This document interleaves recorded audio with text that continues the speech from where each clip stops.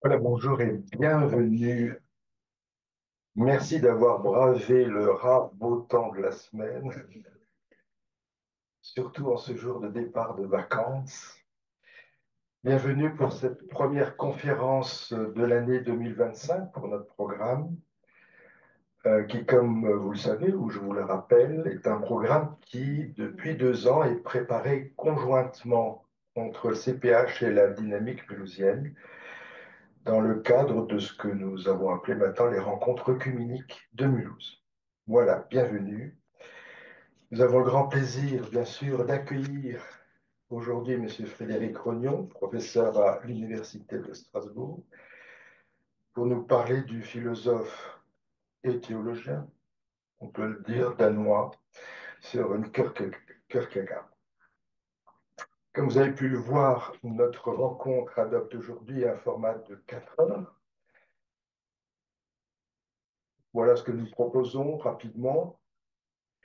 Une conférence d'environ 1 heure, suivie d'un moment de débat, de questions-réponses, à peu près d'une demi-heure.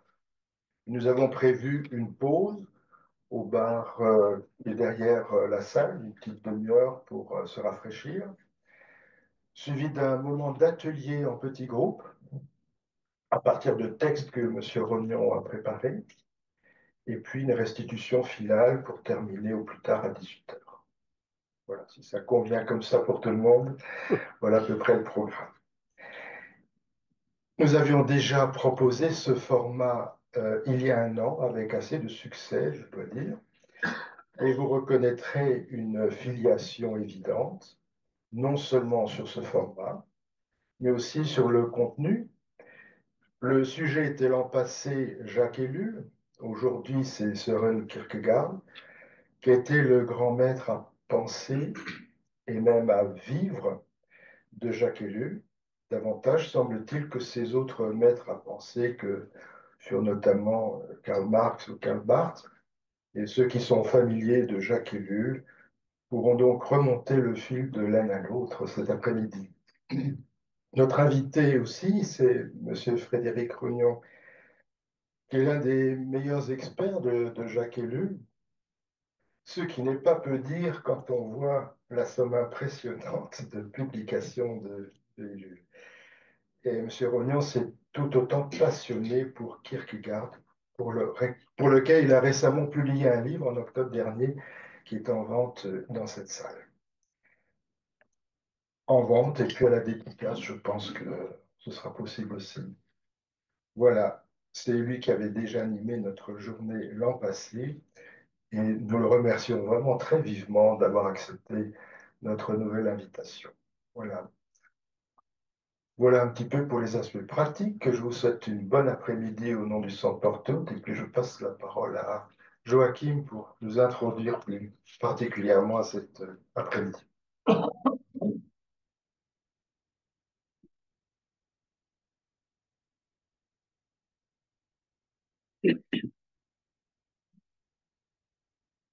Monsieur Rognon, bonjour. Alors, pour moi, c'est toujours une joie de vous recevoir ici, Euh, entre autres parce que vous m'avez accompagné, pour ne pas dire supporté parfois, durant mes études de théologie et plus particulièrement dans l'élaboration de mon mémoire. Et je vous en suis très reconnaissant. Professeur de philosophie des religions, vous enseignez à la faculté de théologie protestante donc de Strasbourg. Dans votre parcours riche et varié, vous avez également exercé le ministère pastoral au Havre, au sein de l'Église protestante unie de France. Vos domaines de recherche sont transverses, théologie et sociologie, philosophie et psychologie des religions. Vous vous intéressez entre autres à la personne humaine et à la foi chrétienne dans leur contraste et réalité. Au sein de l'Université de Strasbourg, dans laquelle vous êtes responsable du groupe éthique et droits de l'homme, vous êtes engagé dans l'école doctorale de théologie et de sciences religieuses, ainsi que dans plusieurs groupes de recherche. Et dans une perspective plus large, vous avez entre autres également assuré la présidence de la commission justice et aumônerie des prisons de la Fédération protestante de France. Alors aujourd'hui, eh bien, comme le disait Jean-Marie, vous nous revenez pour la seconde fois, hein, pour un second temps de conférence suivie d'ateliers effectivement participatifs. Comme il a été évoqué également l'année dernière, vous nous présentiez l'œuvre grandiose, hein, conséquente et aussi hautement actuelle du... Alors j'ai eu un petit peu de mal à trouver les mots pour le définir, alors je vais dire du très éclectique, hein, Jacques Ellul, dont vous êtes d'ailleurs l'un des spécialistes et auquel bien sûr vous avez consacré de nombreux ouvrages. Je n'en citerai que quelques-uns, hein, les plus récents. Prier 15 jours avec Jacques Ellul, théologien de l'espérance, aux éditions Nouvelle Cité. Jacques Ellul, aujourd'hui, Génération Ellul, le volume 2, aux éditions Labor et Fides en 2022. Il me semble d'ailleurs que le livre, nous pourrons l'acheter hein, tout à l'heure. Il est disponible ici. D'autres livres encore pour comprendre la pensée de Jacques Ellul aux éditions Olivetan en 2022. Et enfin, Jacques Ellul, Exister, c'est résister, aux éditions Ampélos, la collection Résister en 2022.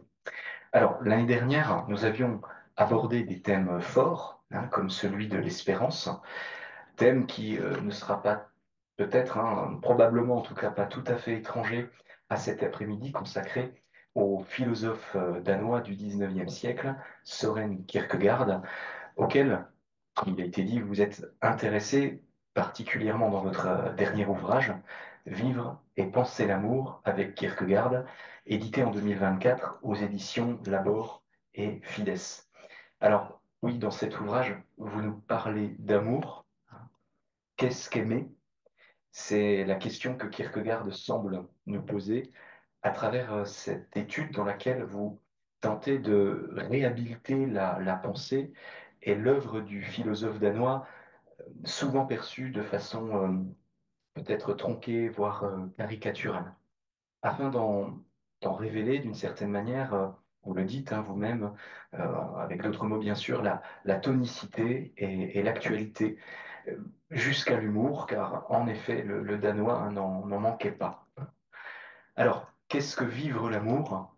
Est-ce espérer échapper à toute tension, pourtant inhérente de toute existence humaine, ou est-ce bien plutôt une façon de vivre avec, pour l'autre, et je dirais même par l'autre, sans les nier, hein, ces dites tensions, ces paradoxes, ces contrastes finalement, dans un amour en acte.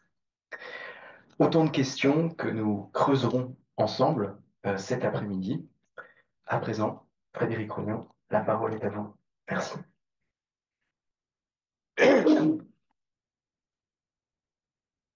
Merci beaucoup. C'est moi qui vous remercie pour votre invitation, pour votre accueil et merci à chacune et chacun d'entre vous d'être là. Je reconnais certains qui étaient là l'an dernier.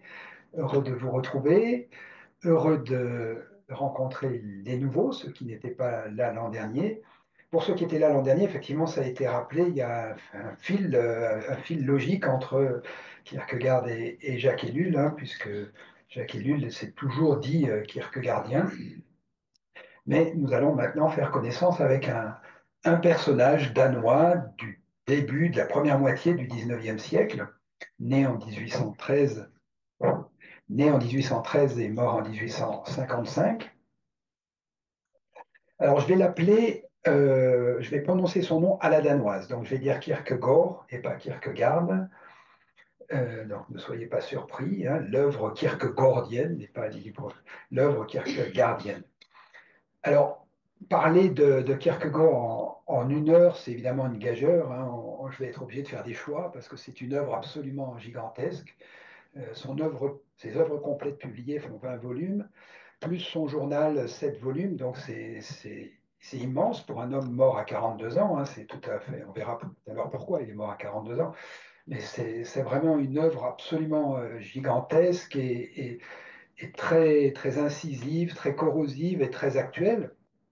Donc, je vais faire des choix, mais je vais commencer par présenter ce personnage dans sa vie, dans sa trajectoire biographique, pour plusieurs raisons. D'abord parce que ça le rendra un peu plus concret. D'autre part parce que sa vie a été tout sauf banale. Comme vous allez vous en rendre compte, si vous ne le connaissez pas, vous allez peut-être avoir quelques surprises, hein. Vous pourrez penser que c'est une histoire, c'est un roman, c'est un film. Non, c'est la réalité historique. J'ai d'ailleurs surpris qu'il n'y ait pas eu de film sur Kierkegaard parce que sa vie est tellement extraordinaire que ça pourrait faire l'objet d'un film. Et puis la troisième raison pour laquelle je vais commencer par la biographie, c'est parce que en parlant de sa biographie, on entre déjà dans sa pensée, parce que sa pensée, sa philosophie est une philosophie de l'existence, une philosophie existentielle, et donc qui prend en charge, qui interroge les passions, la joie, la peine, l'angoisse, l'amour, le bonheur, la tristesse, la souffrance, toutes les choses qui font notre vie au quotidien. Donc c'est vraiment une pensée de l'existence. Et donc une pensée quelque peu subjective. Il part de sa propre expérience, donc on va parler d'abord de son expérience, mais chacun pourra ensuite bien se retrouver dans ce qu'il nous dit à partir de cette interrogation sur ma propre existence. Alors quelques grands traits de sa vie. Là aussi on pourrait passer beaucoup de temps sur la vie de Kierkegaard. Je donne un cours à Strasbourg, cours semestriel, donc 24 heures sur Kierkegaard, puisque c'est 2 heures par semaine pendant 12 semaines, et je consacre plus d'une séance à évoquer sa vie, un peu en détail. Là, on va aller un peu plus vite. Sachez qu'il y a une biographie de Kierkegaard qui vient de sortir en français, de Joachim Garf, qui porte le même prénom que Joachim Trogolo, mais c'est Joachim Garf, qui est une énorme biographie de plus de 800 pages, mais qui est vraiment qui est très fiable, disons. C'est un des grands spécialistes de Kierkegaard danois, et qui s'appelle, voilà, Søren Kierkegaard, une biographie, qui vient de paraître il y a 3 mois. Donc si vous voulez en savoir plus sur sa vie, vous avez ce livre qui vient de sortir. Alors, pour parler de la vie de Kierkegaard, il faut d'abord que je remonte un petit peu en arrière, que je parle de son père. Donc, je l'ai dit, Kierkegaard est né en 1813. Son père, donc, vivait au XVIIIe siècle, à la fin du XVIIIe siècle, dans une région du Danemark qui s'appelle le Jutland, qui était une région très pauvre. Aujourd'hui, il y a un peu de tourisme, mais à l'époque, c'était une région où vivaient des éleveurs de moutons. Donc, on sait bien que les moutons, élever des moutons, ça n'enrichit pas beaucoup. Et donc, le père de Kierkegaard était le fils d'une famille très pauvre. Et à l'âge de 12 ans, alors qu'il surveillait son troupeau de moutons sur la lande, et un jour, il n'avait pas mangé, ou il n'avait pas assez à manger, donc ça faisait un jour qu'il avait faim. Il est monté sur une butte, une région toute plate avec des petites buttes, il est monté sur une butte et il a maudit Dieu. Il a maudit Dieu, il a blasphémé, il a dit du mal de Dieu. Alors, on pourrait dire un enfant de 12 ans qui dit du mal de Dieu, ça ne porte pas à conséquence. Mais ça va avoir des conséquences considérables sur le père et ensuite sur Søren et sur toute l'œuvre de Søren. Parce que, alors nous sommes dans un contexte luthérien, Danemark est à l'époque luthérien à 98%, mais avec une sensibilité, une religiosité très particulière. Vous n'allez pas voir beaucoup Luther dans ce que je vais vous dire maintenant, parce que cet enfant de 12 ans se persuade que le Dieu dont il a dit du mal va le punir, ne va jamais lui pardonner. Donc il n'y a pas beaucoup de grâce, pas beaucoup de notion de grâce dans ce luthéranisme. C'est Luther sans la grâce, donc c'est pas Luther.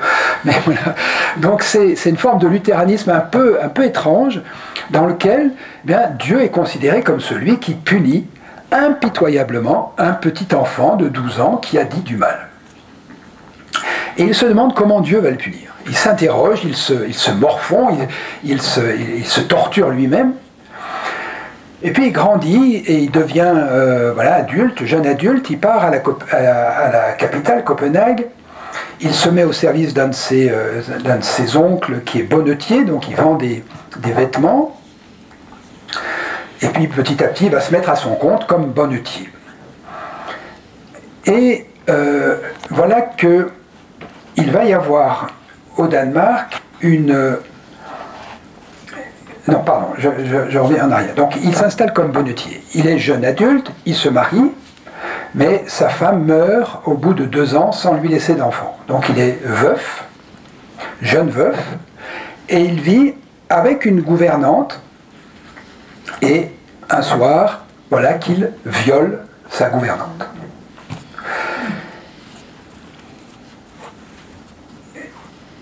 Il va néanmoins, vous mettez tous les guillemets que vous voulez, il va néanmoins régulariser la situation en l'épousant. Et donc, il va être le mari de son ancienne gouvernante, et d'ailleurs, le viol va aboutir à une grossesse, et il y aura un enfant du viol qui ne sera pas Søren, qui sera sa sœur aînée. Il y aura 7 enfants de ce couple, Søren étant le petit dernier. Donc là, nous sommes plutôt en 1798, Søren ne naît qu'en 1813. Mais cet acte de violence sexuelle, en plus lié à la tentation de la chair, va à son tour torturer la conscience du père de Kierkegaard, qui va se dire que Dieu va le punir aussi pour ce deuxième crime.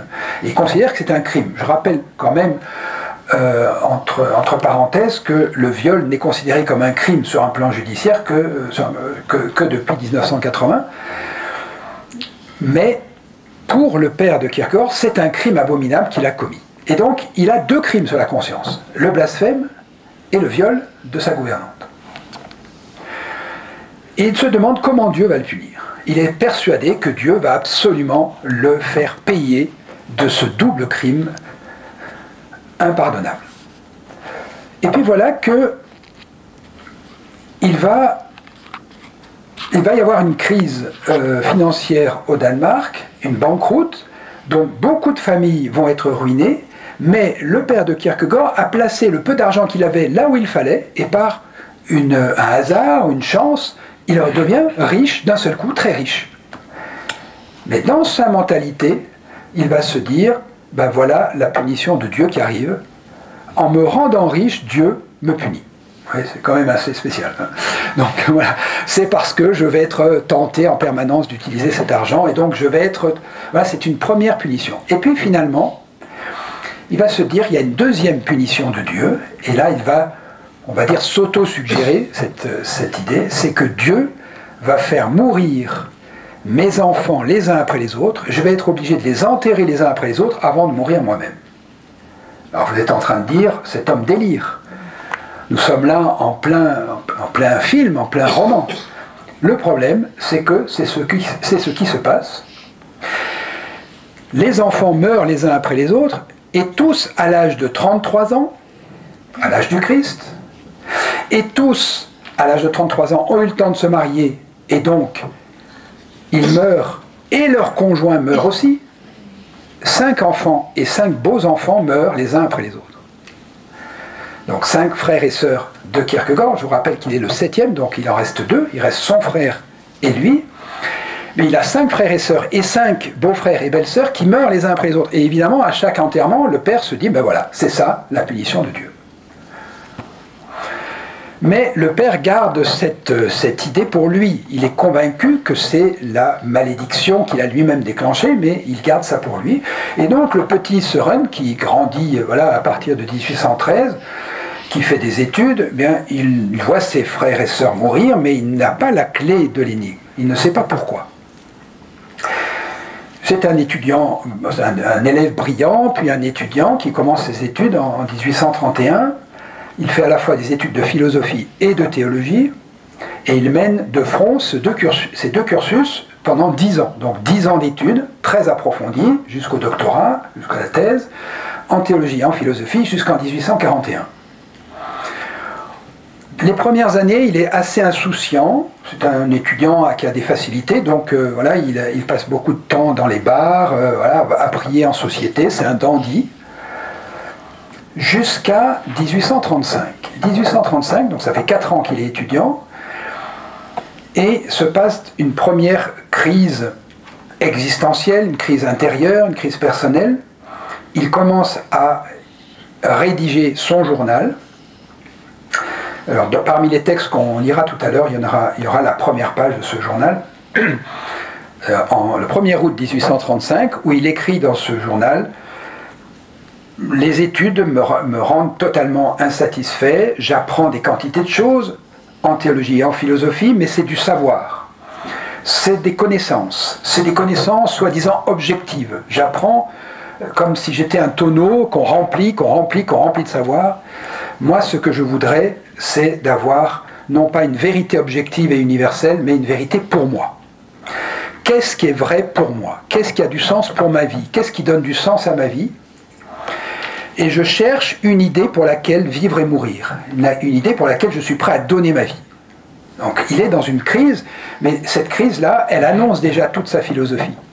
Savoir qu'est-ce qui est important pour moi. Qu'est-ce qui donne sens à ma vie? Parce que personne ne vivra ma vie à ma place, et personne ne mourra à ma place. Donc qu'est-ce qui est l'essentiel dans ma vie? Ça, c'est le 1er août 1835. Et puis à l'automne 1835, donc quelques semaines après, voilà que son père rentre ivre à la maison un soir, et sous le coup de la boisson, comme on dit, in vino veritas, sous le coup de la boisson, il lui révèle l'énigme de la mort de ses frères et sœurs. C'est lui qui a commis 2 crimes et qui a donc déclenché cette malédiction. Dans son journal, Kierkegaard parlera du grand tremblement de terre d'octobre 1835. C'est une révélation qui le terrorise, évidemment. D'abord, il y a l'image du père qui s'effondre. Ensuite, ça donne sens à la mort de ses frères et sœurs, mais ensuite, ça veut dire que lui, il va y passer aussi à 33 ans. Il a 22 ans, il a donc quelques années à vivre. Vous voyez que ça met fin à sa période d'insouciance, et ça le met sous une pression très forte.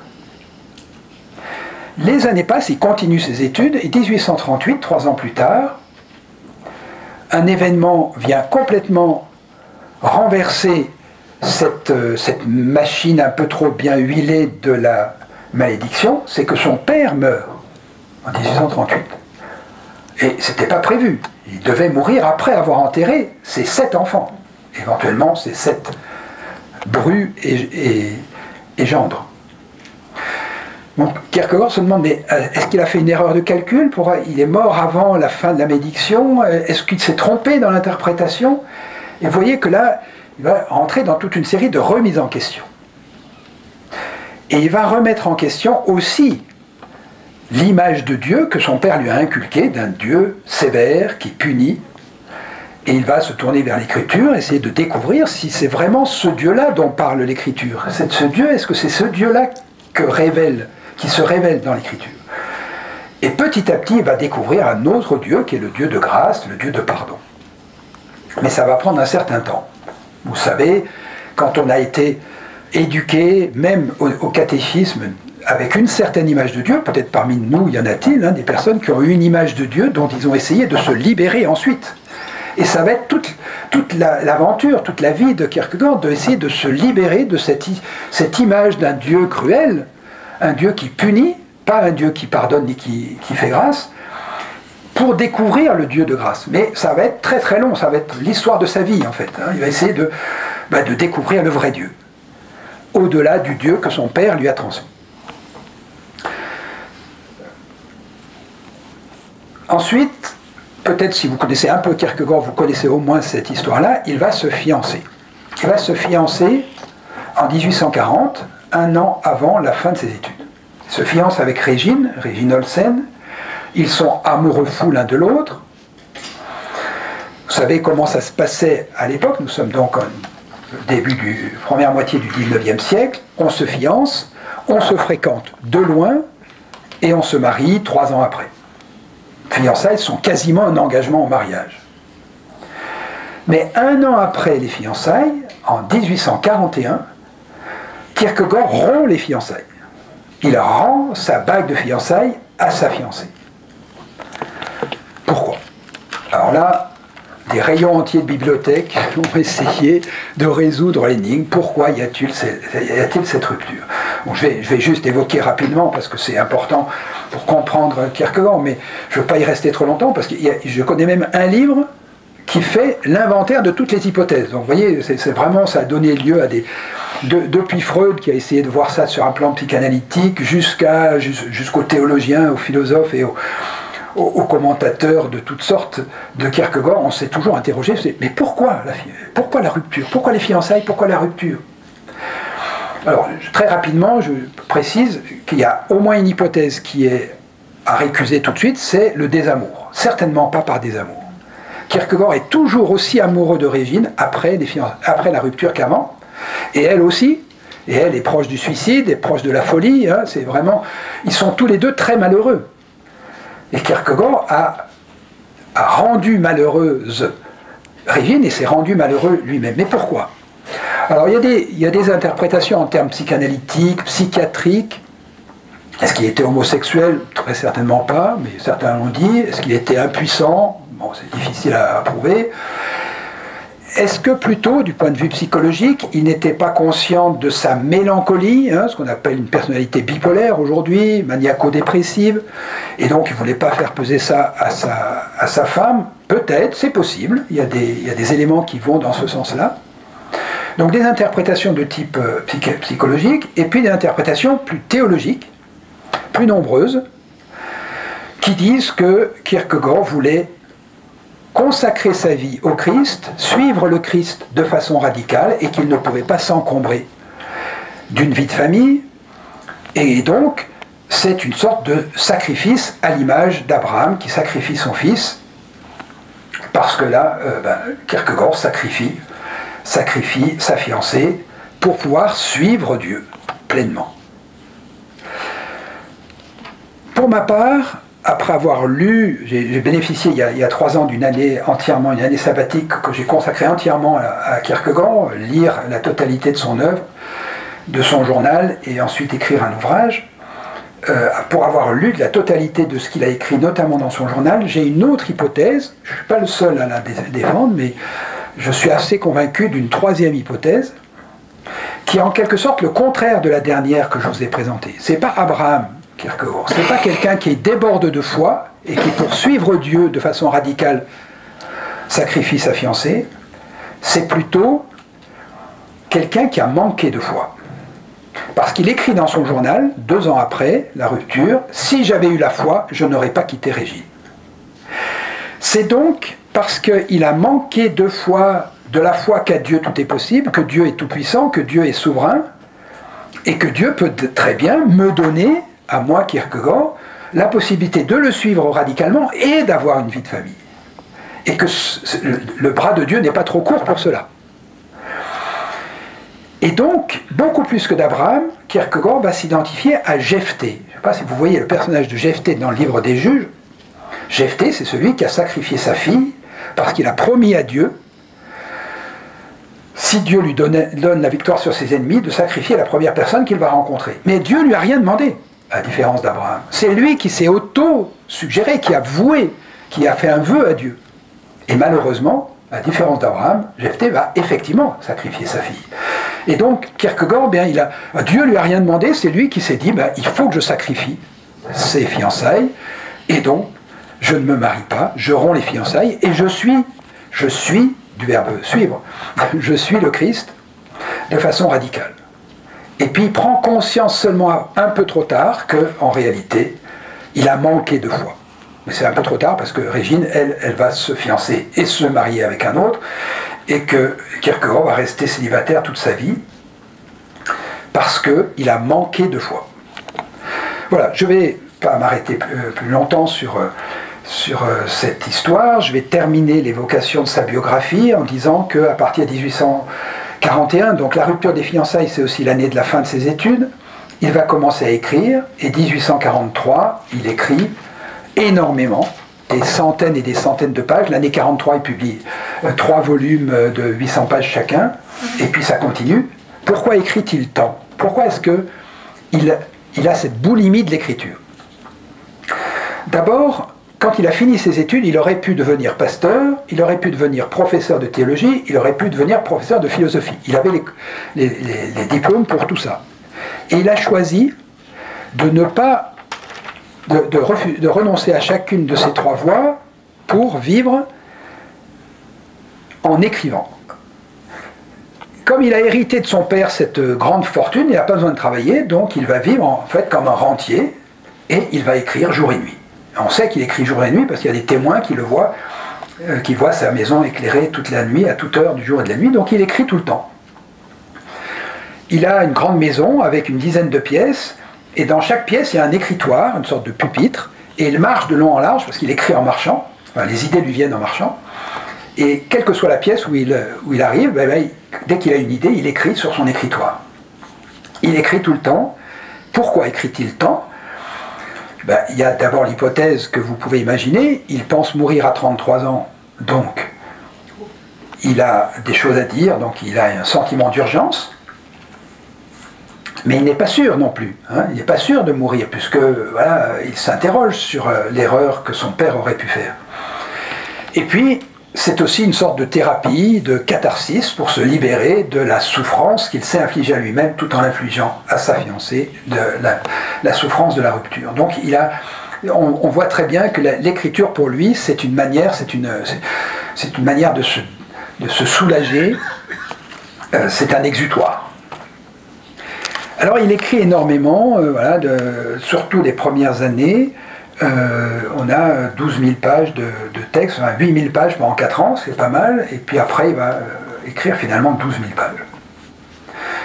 De textes de différents types, j'y viens dans un instant, mais je termine l'évocation de sa vie pour dire qu'à partir de 1850, et surtout 54, donc l'année avant sa mort, puisqu'il est mort en 55, Kierkegaard va s'engager dans un combat contre l'Église luthérienne du Danemark, et un combat sans merci. Et c'est là que, en quelque sorte, il réalise ce qu'il avait annoncé en 1835, trouver une idée pour laquelle vivre et mourir. Eh bien, son idée, c'est de défendre le véritable christianisme contre le christianisme dévoyé par l'Église.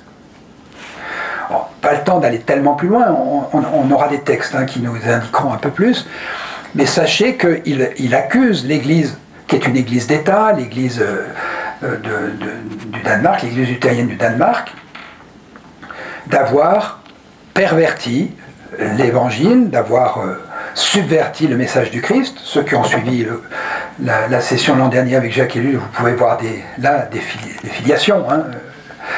Ellul a écrit La subversion du christianisme, un livre très kierkegaardien. Donc il accuse l'Église luthérienne d'avoir édulcoré le message de l'Évangile, et donc il rentre dans une campagne extrêmement vive, extrêmement violente contre l'Église. Ce que je vais dire va peut-être vous faire sourire, surtout aujourd'hui, mais ça va l'amener à engager un mot d'ordre de boycott des cultes. Voilà, boycott des cultes, parce que si on ne va pas au culte, au moins on a un péché de moins sur la conscience, puisque le culte c'est une manière de se moquer de Dieu. C'est un spectacle, voilà, c'est un divertissement, on s'amuse bien, mais on n'entend pas la véritable parole de Dieu, qui est une parole d'exigence. Ceux qui connaissent le grand théologien allemand Dietrich Bonhoeffer, vous pouvez voir dans Nachfolge, dans le prix de la grâce, un héritage aussi de Kierkegaard. La grâce a un coût, la grâce a un prix. Il ne suffit pas d'être sauvé par grâce. Si on est luthérien, on croit qu'on est sauvé par grâce. Il ne suffit pas de le savoir, il faut ensuite en prendre la mesure pour changer sa vie. C'est ce que dit Bonhoeffer, c'est ce que disait déjà Kierkegaard, et Bonhoeffer se réfère à Kierkegaard. Donc voilà, l'Église a édulcoré les exigences de l'Évangile. Et il va jusqu'à accuser surtout les pasteurs, on aura un texte aussi tout à l'heure, où Kierkegaard compare les pasteurs à des anthropophages.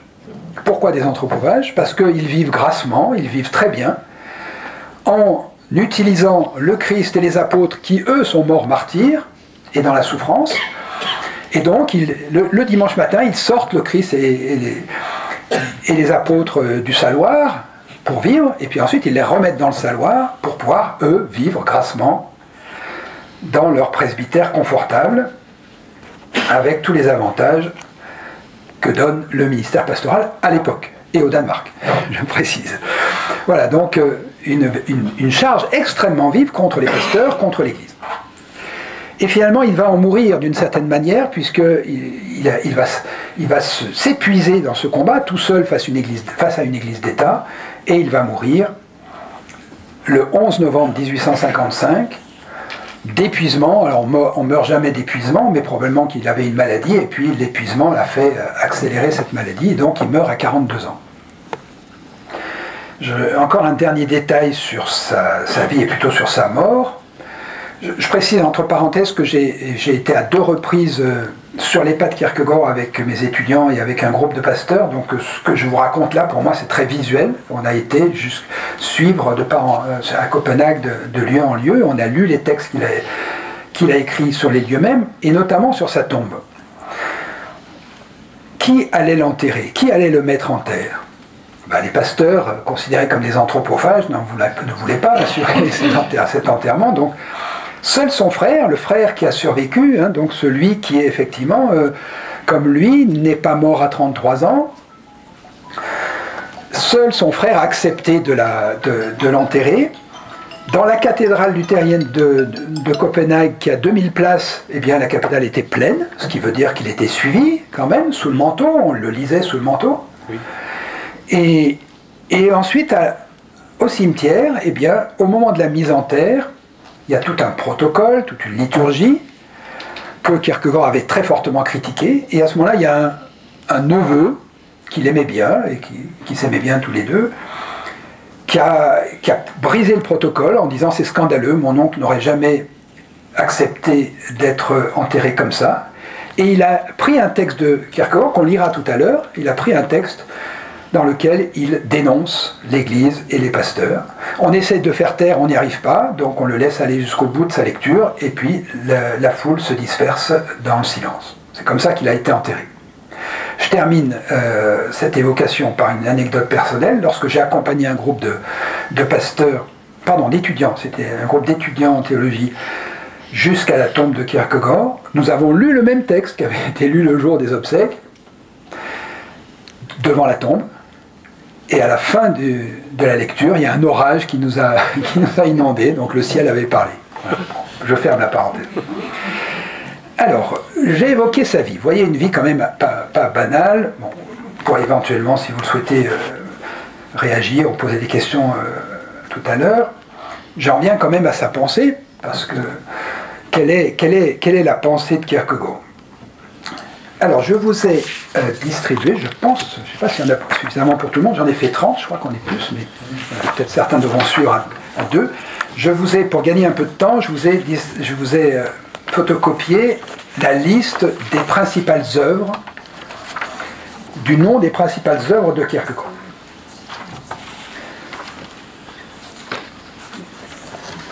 Donc, j'ai fait une liste, c'est pas toutes les œuvres, c'est vraiment les principales, il y en a bien d'autres.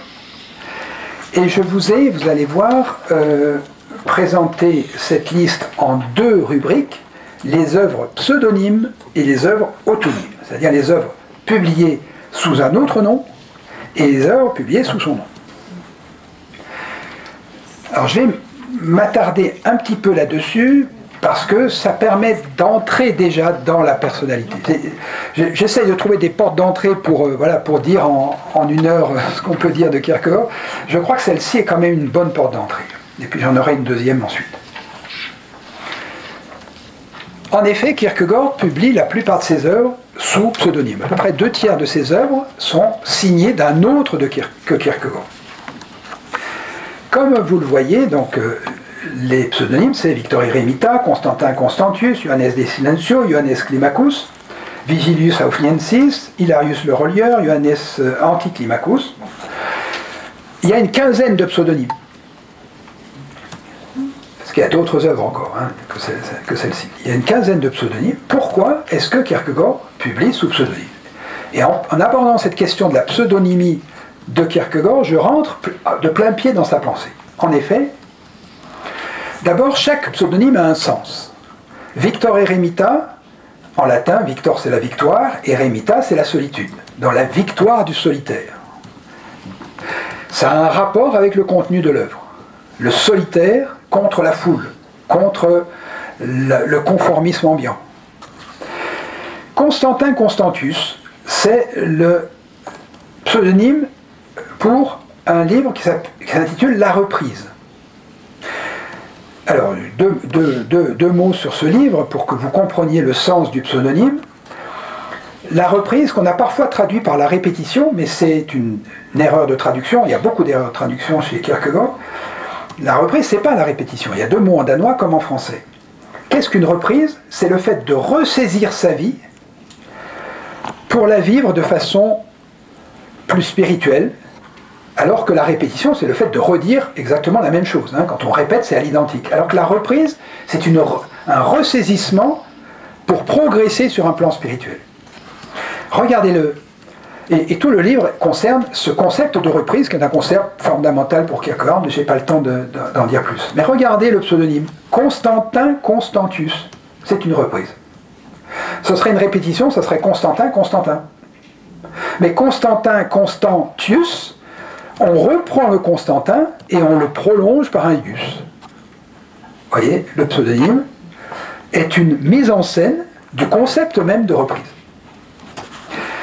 Johannes de Silencio, c'est le pseudonyme de Crainte et Tremblement étant une réflexion, une méditation plutôt, sur Genèse 22, la ligature d'Isaac, le sacrifice d'Isaac par Abraham. Johannes de Silencio, le silence, fait référence au silence d'Abraham pendant les 3 jours de sa marche vers le mont Moria, où il ne peut parler ni à Sarah, ni à Eliezer, ni à Isaac, de ce secret qu'il porte dans son cœur. Et donc là, nous sommes contraints au silence lorsque Dieu nous demande de faire quelque chose. Nous ne pouvons pas être compris, même par les plus proches. Donc c'est toute une réflexion sur le silence. Vous voyez, il y a un lien entre le pseudonyme et le contenu de l'œuvre. Johannes Climacus, Johannes c'est Jean, Climacus c'est un terme latin qui vient du grec climax, qui veut dire l'échelle, plus exactement l'échelle qui va de la terre au ciel. Donc c'est une critique de la prétention, donc les miettes philosophiques, c'est une critique de la prétention de pouvoir s'élever de la terre au ciel, c'est-à-dire c'est une critique de la spéculation métaphysique, de la prétention à connaître Dieu par nos forces rationnelles. Et donc là, il y a une critique à travers le terme de climax, qui est l'échelle. Vigilius Aufniensis, Vigilius c'est le vigile, donc le veilleur, Aufniensis c'est le nom danois de Copenhague, donc c'est le veilleur de Copenhague. Et donc c'est celui qui veille, celui qui reste éveillé, celui, alors que tout le monde s'endort, tout le monde somnole, tout le monde tombe dans un conformisme euphorisant, celui qui reste éveillé et qui alerte la population. Alors je saute, Hilarius le relieur, c'est une question de reliure. On retrouve Johannes Climacus. Vous voyez, Johannes Climacus, on l'a pour les miettes philosophiques et pour le post-scriptum définitif et non scientifique aux miettes philosophiques. C'est donc la suite des miettes philosophiques. Là aussi, je dis 2 mots parce que ça me permet d'entrer dans la pensée de Kierkegaard. Pourquoi miettes philosophiques? Parce que Kierkegaard est un auteur anti-système. Il refuse le système philosophique ou théologique, notamment celui de Hegel, qui prétend rendre compte de la totalité de la réalité de manière bien ficelée, bien construite, la construction d'un système rationnel. Eh bien, Kierkegaard ne nous donne pas un système, il nous donne des miettes. Voilà. La philosophie en miettes, c'est des morceaux, c'est des débris. Je ne peux pas construire un système, je vous donne simplement des éléments de philosophie, parce que notre vie n'est pas systématisable. Notre vie est faite de morceaux. Et il y a un post-scriptum. Post-scriptum définitif. Pourquoi définitif? Parce que nous sommes en 1846 et que Kierkegaard s'attend à mourir avant 1847, l'anniversaire, le 34e anniversaire, donc il pense que c'est son dernier livre. Et non scientifique parce qu'il s'élève contre la prétention scientifique de Hegel. Simplement, le post-scriptum fait 800 pages lorsque les miettes philosophiques font 200 pages. Donc le post-scriptum est 4 fois plus gros que le texte dont il est censé être le post-scriptum. Ça, c'est l'ironie ou l'humour de Kierkegaard. Et les 2 derniers textes sont signés anti-Climacus. C'est-à-dire, et là, il va parler plutôt de manière, même si c'est encore un pseudonyme, dont il est l'éditeur. Vous voyez, Søren Kierkegaard, éditeur, mais pas auteur. Il entre vraiment en polémique contre l'Église et contre la théologie systématique. Et là, il se met franchement dans une antonymie, dans une opposition à Climacus. Il est anti-Climacus. Voilà, donc il y a un rapport entre chaque pseudonyme et le contenu de l'œuvre. Ensuite, il y a à l'intérieur même des pseudonymes, il y a des pseudonymes dans les pseudonymes. Bon, je ne vais pas aller trop loin parce que ça nous prendrait trop de temps, mais sachez qu'il y a plusieurs œuvres dans lesquelles il y a plusieurs personnages qui dialoguent. Donc, par exemple, si on prend le premier, ou bien, Victor Eremita, éditeur. Donc, Victor Eremita écrit la première page en disant, il n'est même pas auteur, il dit « je ne suis pas l'éditeur ». Donc c'est même ni Kierkegaard ni Victor Eremita qui est auteur. Victor Eremita n'est soi-disant que l'éditeur. Mais il écrit une page en disant « ben voilà, j'ai été chez un brocanteur, j'ai acheté un secrétaire, arrivé chez moi, j'ai fait livrer le secrétaire, arrivé chez moi, j'ai essayé de l'ouvrir, j'ai essayé d'ouvrir les tiroirs, c'était fermé à clé, j'ai forcé, et qu'est-ce que je trouve dedans? Des liasses de textes. Et manifestement, il y avait une correspondance entre deux personnes. Eh bien, je vous les livre. Voilà. Vous avez donc là des pseudonymes dans les pseudonymes, parce qu'il y a l'auteur d'une partie de ce livre qui s'appelle l'assesseur Willem, donc un magistrat, et puis l'autre qui s'appelle l'esthéticien, et ils dialoguent. Et ils dialoguent sur quoi? Ça ne va pas vous étonner, ils dialoguent sur l'intérêt de se marier. Tiens, c'est intéressant. On a vu ça dans la vie de Kierkegaard. Faut-il se marier ou pas? Eh bien, pourquoi? Vous commencez à voir pourquoi les pseudonymes. Et pourquoi les pseudonymes dans les pseudonymes? C'est évidemment Kierkegaard qui dialogue avec lui-même. C'est Kierkegaard qui, derrière des pseudonymes, entre en débat avec lui-même et fait dialoguer le Kierkegaard favorable au mariage au Kierkegaard défavorable au mariage, et argument contre argument. Il y a 200 pages pour défendre le mariage, il y a 200 pages pour défendre le non-mariage, le célibat. Eh bien, il se cache, si on veut, derrière les pseudonymes. En même temps, on peut dire, et ça c'est quelque chose de très actuel, qui fait de la grande actualité de la pensée de Kierkegaard, Kierkegaard est l'un des premiers à dire « Mon identité n'est pas monolithique, nous sommes pluriels. Chacun est pluriel. » Et il y a des débats intérieurs, des débats spirituels, des débats philosophiques, des débats existentiels, mais nous sommes tiraillés entre des positions différentes, et on va chercher une certaine unification qu'il ne trouvera que dans le religieux, dans le sceau de la foi. Et donc, il fait dialoguer à l'intérieur de lui-même des personnages qu'il nomme, par exemple, l'assesseur Willem et l'esthéticien. Donc voilà une des pistes pour comprendre pourquoi la pseudonymie, eh bien c'est parce que Kierkegaard est l'un des premiers avant Freud, vous voyez, avec Freud déjà, avec les instances du moi, du ça et du surmoi, avant Paul Ricoeur, avec l'identité idem ipse, cette identité en tension. Kierkegaard est l'un des premiers à avoir parlé de l'identité en tension. Chacun est tiraillé, est écartelé.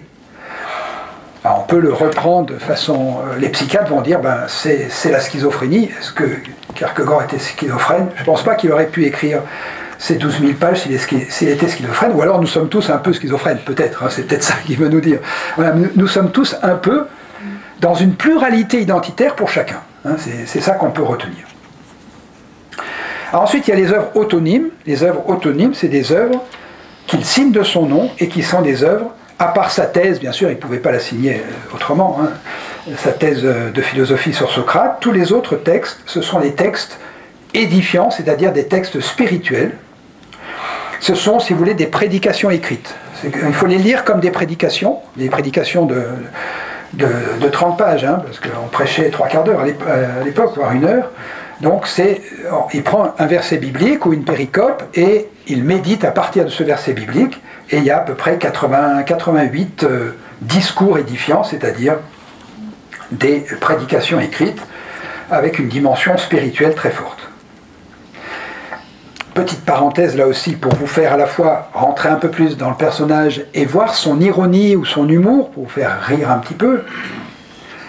Kierkegaard était très hostile à l'exégèse historico-critique, à la critique des textes, au nom d'une méditation de l'écriture comme étant la Bible est une lettre d'amour que Dieu nous envoie. Il m'envoie à moi une lettre d'amour, je dois recevoir une lettre d'amour à travers la Bible. Donc si vous recevez une lettre de votre bien-aimé, vous n'allez pas prendre une concordance, une encyclopédie, un dictionnaire, hein, vous n'allez pas faire œuvre d'exégèse, vous allez recevoir cette lettre d'amour au cœur, et tout ce qui vous est dit, ben, ça vous touche profondément. Et pour se moquer des exégètes, il raconte cette histoire, il raconte beaucoup d'histoires, hein, beaucoup de paraboles, d'allégories, beaucoup d'imagination.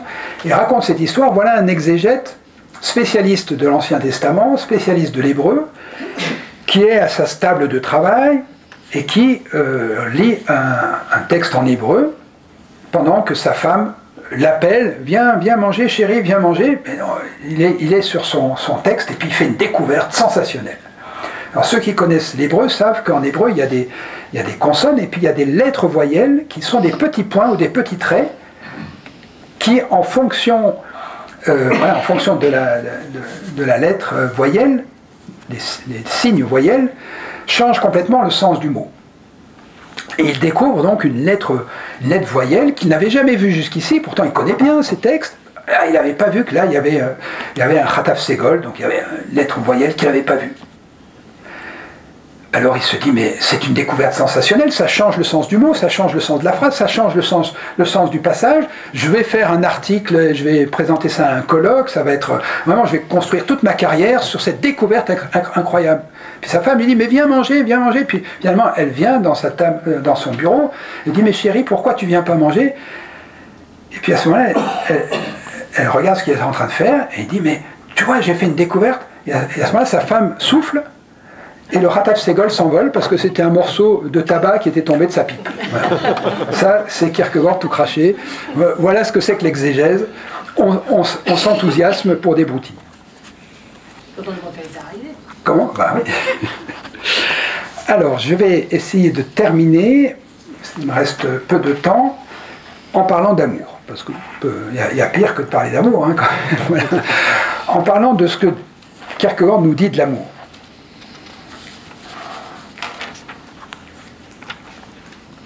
Alors, j'ai beaucoup travaillé le vocabulaire de l'amour chez Kierkegaard, mais je ne vais pas aller dans le détail, je vais simplement prendre les grandes catégories de l'amour qu'on a, notamment en grec, et les quatre termes grecs qu'il travaille aussi en grec et qui ont des équivalents en français comme en danois. Vous avez l'amour éros, qui est l'amour psychique, qui peut être amour sexuel, en tout cas amour conjugal, amour psychique, amour romantique, amour affectif. Vous avez le fait d'aimer ses amis, en français on dira plutôt amitié, en grec c'est philia, donc mais on emploie en français le verbe aimer, on aime ses amis, donc c'est une autre catégorie d'aimer. Vous avez l'amour familial, l'amour du père ou de la mère envers ses enfants, des enfants envers leurs parents. C'est storgé en grec, donc c'est l'amour familial, l'amour de sang. L'instinct maternel, la piété filiale. Vous voyez que c'est un autre type d'amour que l'éros ou la philia. Et puis vous avez l'amour agapé, qui est l'amour dont Dieu nous aime. D'abord, Dieu est défini comme agapé par la première épître de Jean, donc Dieu est amour, ce que Kierkegaard découvre, alors que son père lui avait dit Dieu est celui qui punit, mais il découvre que Dieu est amour. Donc, agapé, c'est le Dieu amour, c'est le nom de Dieu, et c'est l'amour dont Dieu nous aime, c'est-à-dire de façon inconditionnelle, et c'est l'amour dont nous devons aimer notre prochain de façon aussi inconditionnelle. Alors, voyez les différences entre l'agapé et les autres formes d'amour. L'une des différences entre l'agapé, l'éros et la philia, c'est que avec l'agapé, on ne choisit pas l'objet de son amour. Vous choisissez votre bien-aimé, vous choisissez vos amis, mais vous ne choisissez pas votre prochain. L'amour du prochain, c'est l'amour du tout venant, celui qui se présente et que vous devez aimer. Avec l'Astorga, c'est un peu particulier parce qu'on ne choisit pas non plus ses parents. Bon, les enfants, on peut aussi parfois choisir un enfant plutôt qu'un autre, hein, mais on ne choisit pas ses parents. Bon, on peut aussi choisir un parent plutôt qu'un autre, mais disons que les choses sont plus complexes, donc je ne vais pas aller plus loin. Mais en tout cas, ce qui est propre à l'agapé, c'est qu'on ne choisit pas celui que l'on doit aimer. Et Kierkegaard dit, si tu peux faire le tour de la Terre et à la recherche d'une bien-aimée ou d'un bien-aimé et ne pas en trouver, tu peux faire le tour de la Terre à la recherche d'un ami et ne pas en trouver. Par contre, si tu veux aimer ton prochain, c'est pas compliqué. Enfin, c'est compliqué d'aimer, mais c'est pas compliqué de trouver le prochain. Il suffit que tu ouvres ta porte, tu vas sur le trottoir, le premier qui se présente, c'est ton prochain. Et tu dois l'aimer. Et s'il n'a pas envie d'être aimé, s'il passe son chemin, le deuxième qui se présente, c'est ton prochain. Donc aimer son prochain, c'est pas simple, mais on trouve des prochains à aimer sans arrêt, parce que c'est le premier qui se présente. Et s'il sent mauvais, tu dois l'aimer quand même. S'il a des opinions à l'opposé de toi, tu dois l'aimer quand même. S'il te persécute, tu dois l'aimer quand même. S'il est ton ennemi, tu dois l'aimer quand même.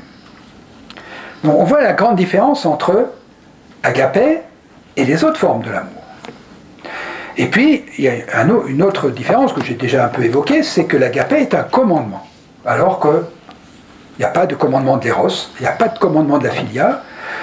Et pour les parents, on doit les honorer, mais pas forcément les aimer. Donc c'est pas tout à fait la même chose.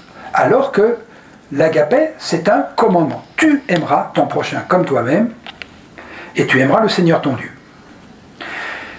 Et maintenant, Kierkegaard, et vous allez faire le lien avec sa vie, bien entendu, dans un livre qui s'appelle Les œuvres de l'amour, vous l'avez dans la liste des œuvres, hein, ouvrage autonyme, consacré à l'amour, un magnifique texte, malheureusement très peu diffusé, on ne le trouve pas en livre de poche, on ne le trouve que dans les œuvres complètes, hein, donc c'est un livre à 45 €, mais là c'est un livre qui devrait être davantage lu, notamment par les chrétiens.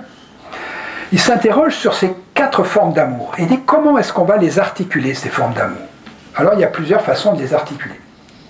La première façon, c'est de dire seul l'agapé prévaut, et on sacrifie tout le reste. C'est la perspective, je dirais, monastique. Voilà, le moine, il n'a pas d'éros. Le moine, il n'a même pas d'amis, en tout cas quand il est cloîtré, hein, le moine ou la moniale, s'il est cloîtré ou elle est cloîtrée, elle n'a que des sœurs de communauté, mais elle n'a pas d'amis. Alors elle a des parents, ou il a des parents, mais il les voit une fois par an, hein, à l'époque dans les monastères fermés, et il n'a pas d'enfants puisqu'il n'y a pas d'éros.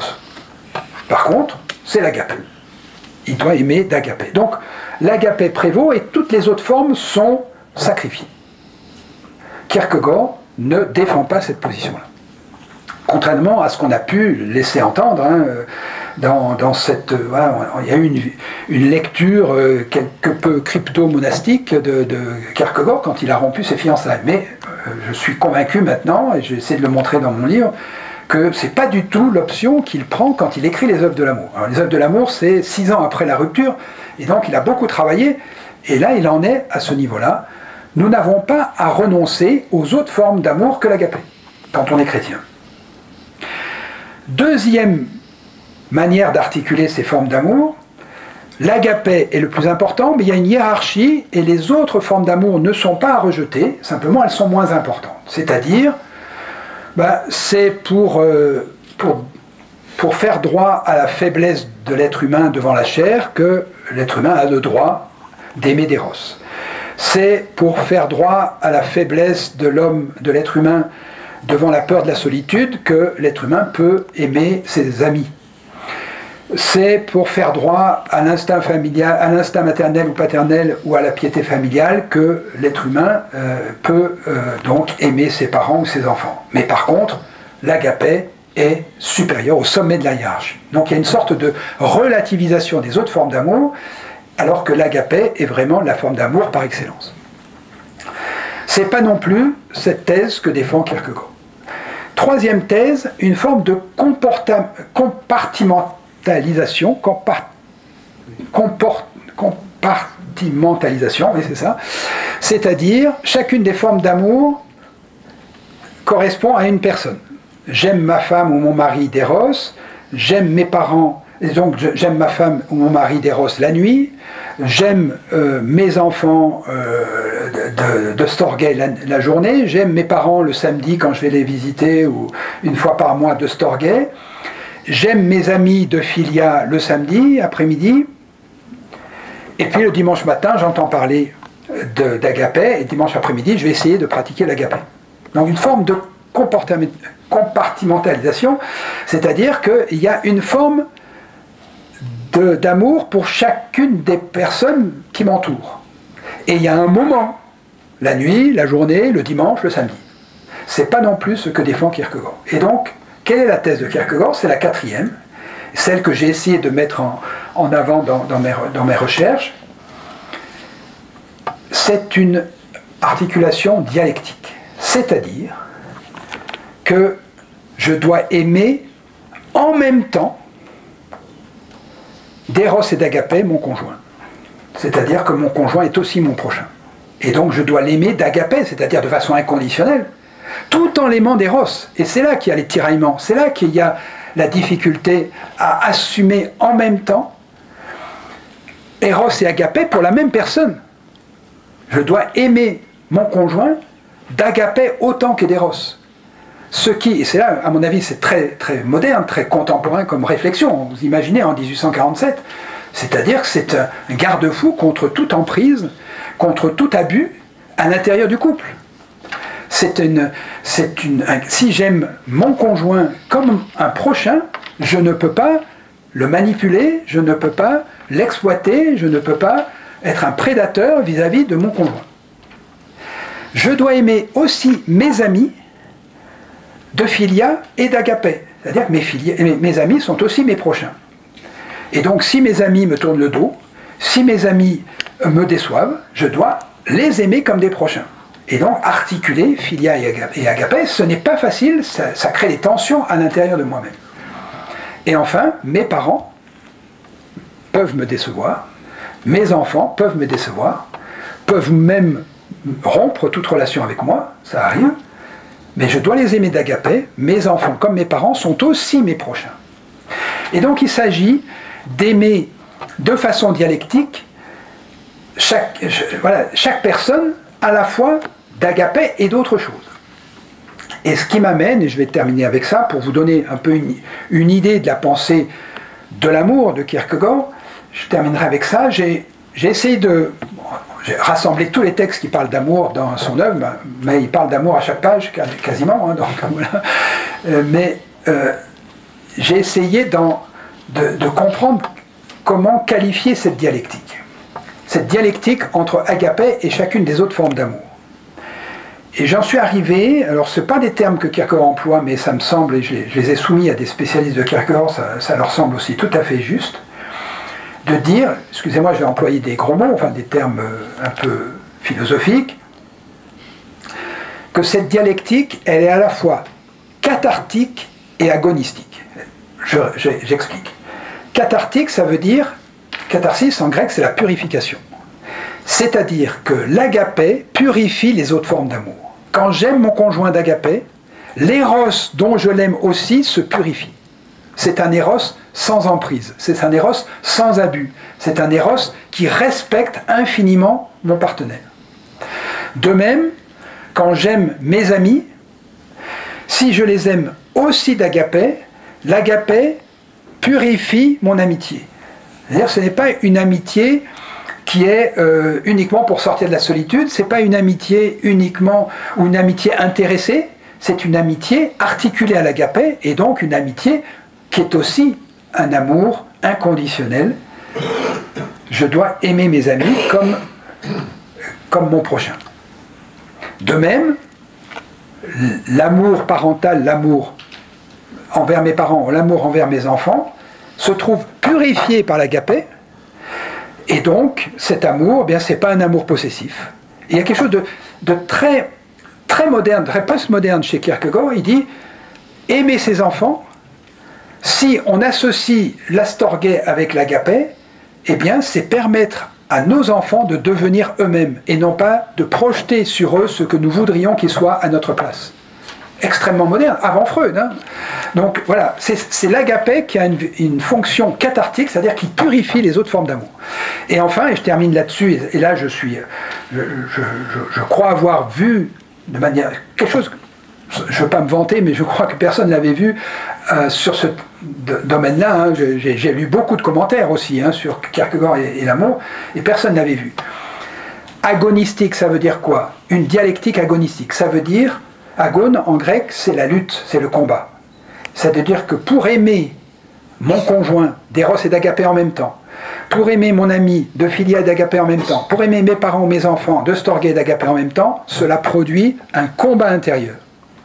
Cela produit une tension qui ne sera jamais surmontée, mais que je dois endurer. C'est pas évident d'aimer son conjoint d'agapé. D'aimer d'éros, ça peut aller. D'aimer d'agapé, c'est pas évident.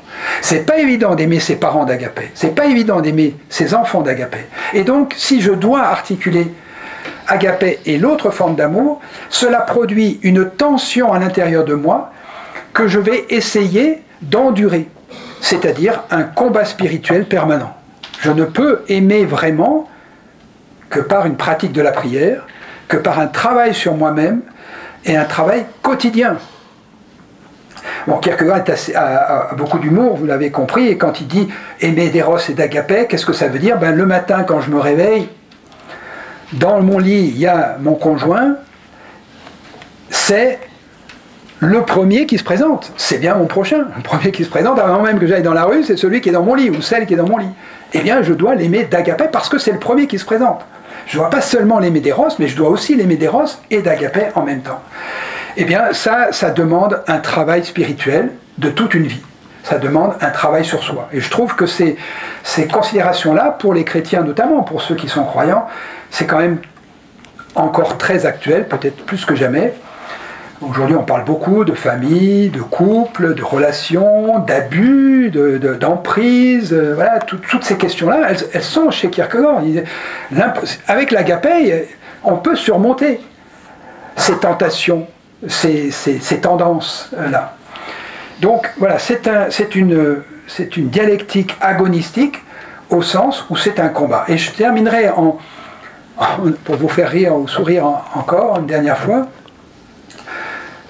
Kierkegaard a écrit, parmi tous ces discours édifiants, donc toutes ces prédications, il y a des prédications pour des occasions particulières. Prédication pour un enterrement, très très touchant d'ailleurs, et prédication pour un mariage.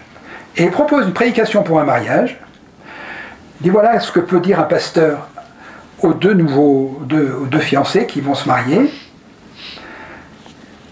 Il ne s'agit pas de les féliciter pour leur amour, il y aura bien d'autres gens qui vont les féliciter. Le pasteur, il a une parole spécifique pour les mariés, c'est de les mettre en garde pour leur dire la vie de couple est un combat.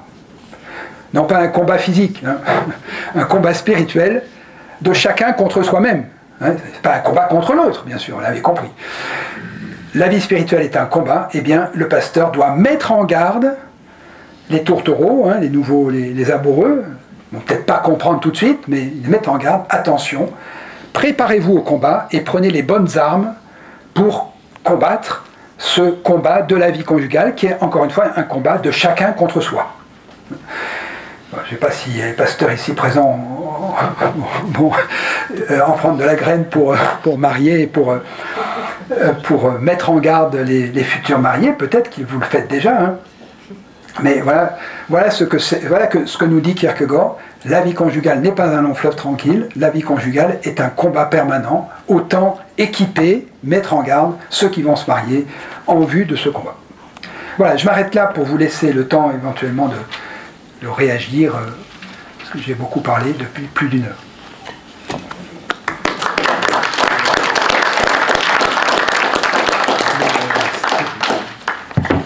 Un grand merci. On imagine bien la difficulté de parvenir en une heure à dire quelque chose d'essentiel sur Kierkegaard.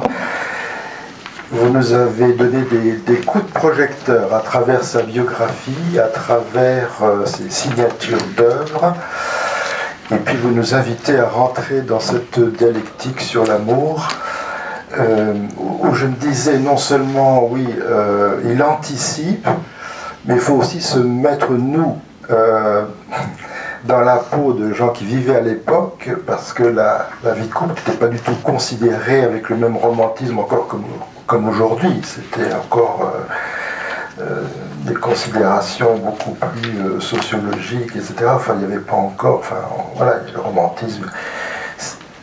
Notre conception du couple est relativement récente. Ouais. Donc c'est particulièrement intéressant. Voilà. Je ne sais pas, Joachim, tu souhaites rien du tout. Donc, nous avons un temps pour les questions et j'imagine bien qu'il y a des précisions qui vont être demandées. Donc, n'hésitez pas de profiter de la présence de M. Rognon qui, en vous rappelant dès à présent que son livre est bien sûr en vente, donc on pourra en profiter.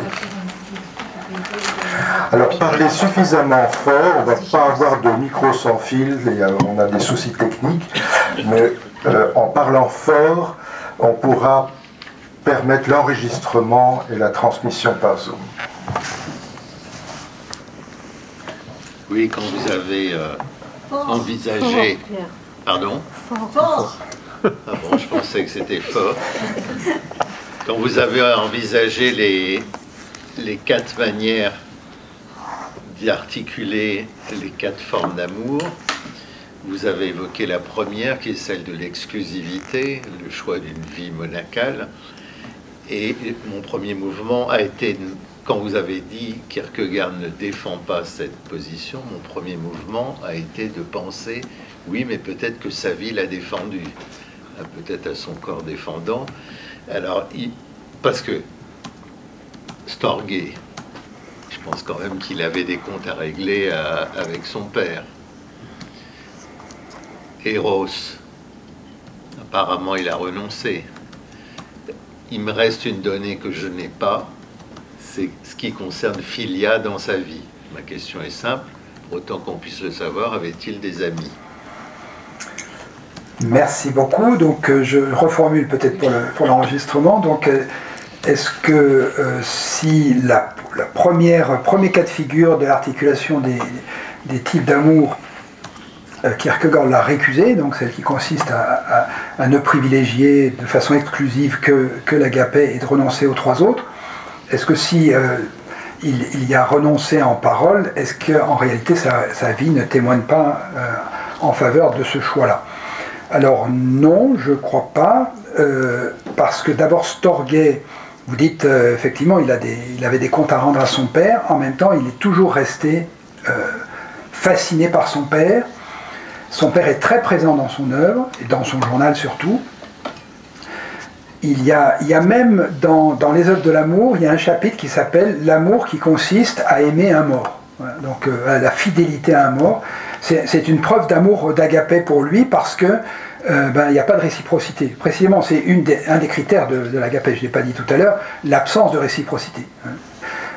L'éros suppose la réciprocité, l'astorgé suppose la réciprocité, et surtout la philia suppose la réciprocité. Si les amis ne nous aiment pas, on ne les aime plus. Alors que l'agapé est un amour non réciproque, c'est-à-dire même si le prochain ne nous aime pas, on doit l'aimer.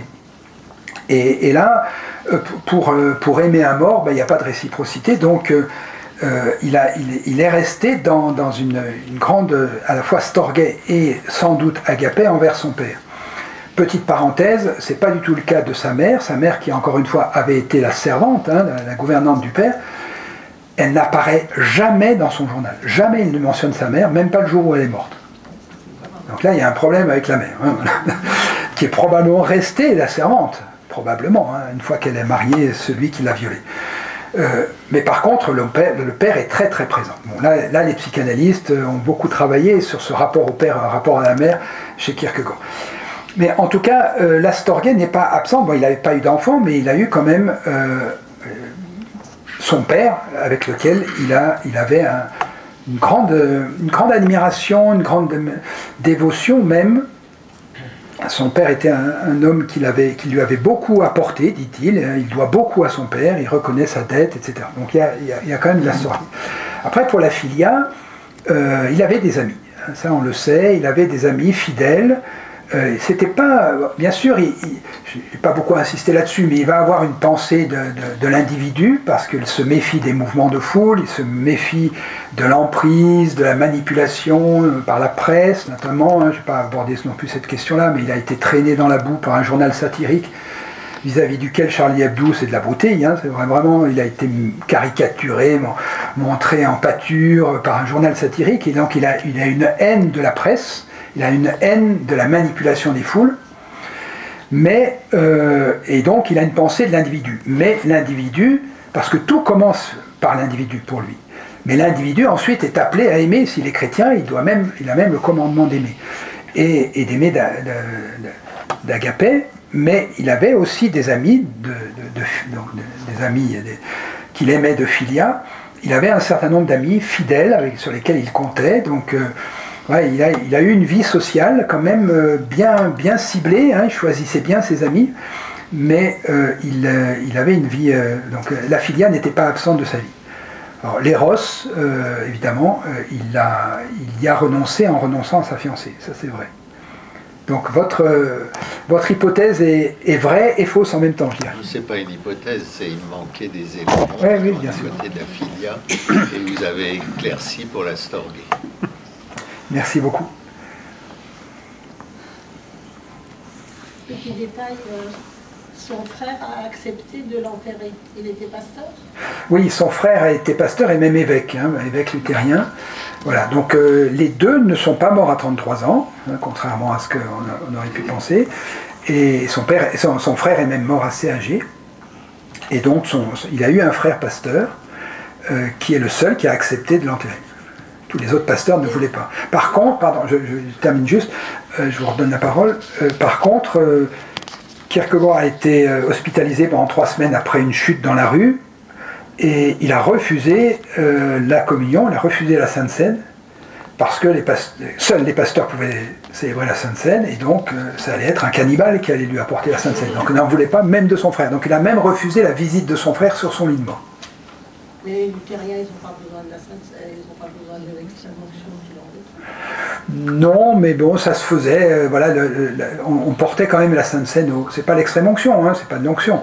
On portait la Sainte Seine aux mourants, quand même, dans ce milieu-là. Je dis pas les luthériens. Il y a des luthériens de toutes sortes, à toutes les époques et dans tous les pays. Donc, dans le Danemark du début du 19e siècle, on portait en principe la Sainte Seine aux mourants, et il l'a refusé, parce que ça ne pouvait être porté que par un pasteur, c'est-à-dire un anthropophage. Le frère n'était pas forcément contestataire puisqu'il a monté la hiérarchie. Oui, son frère n'était pas du tout contestataire. Non, ils ont eu des relations cordiales, mais voilà, alors ça fait partie de la Storgé aussi. Une Storgé avec les frères et sœurs, je dis les parents, les enfants, mais aussi les frères et sœurs, qui doit être articulée aussi à l'agapé. Mais ils ont eu des relations cordiales, mais dans une sorte d'incompréhension mutuelle. Et le neveu qui a râlé, c'était le fils de l'évêque ou c'était... Non, c'était le fils d'un des parents morts jeunes. C'est un détail, mais... Oui. Si j'ai bien compris, la prière est un outil pour régler ces tensions que vous avez évoquées à la fin. En quoi ça consiste? Alors, une question sur la prière. En quoi consiste la prière? Donc, j'ai sans doute été un peu rapide en disant que la prière permet de régler, de trouver une unification en soi, d'endurer cette tension intérieure. Parce qu'en fait, Kierkegaard parle beaucoup de la prière, mais pas forcément, et généralement pas comme quelque chose d'efficace, plutôt la prière comme une écoute. La prière n'est pas un flot de paroles, certainement pas, une logorée, certainement pas. La prière doit être d'abord une écoute, c'est-à-dire une mise en présence de Dieu, une communion avec Dieu, c'est essentiellement ça la prière, et donc une mise à l'écoute de sa parole, qui ensuite nous permet de trouver une unification. Donc ce sont les effets peut-être efficaces de la prière, mais la prière pour Kierkegaard est d'abord une mise en présence de Dieu. Et alors il cite souvent Genèse 32, c'est-à-dire le combat de Jacob au gué du Yabok, où on ne sait pas très bien si Jacob combat contre Dieu, contre un homme, contre des hommes. Kierkegaard considérait que c'était probablement un combat contre soi-même avec l'aide de Dieu. Et là, il a plusieurs prédications sur ce combat intérieur, qui est un combat en écoutant la parole de Dieu, en écoutant Dieu nous parler dans la prière. Il s'agit de combattre contre soi grâce à Dieu. Et finalement, je suis mon propre adversaire et Dieu est mon allié dans mon combat contre moi-même. Et c'est ça la prière. Hein. C'est finalement, je sors vainqueur en étant vaincu. Hein. C'est parce que je suis vaincu par Dieu que je suis vainqueur de moi-même.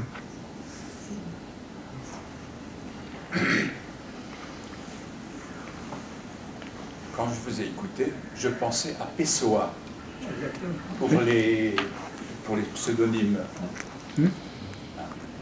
Le livre de l'intranquillité. Ouais. Ça me rappelle quelque chose.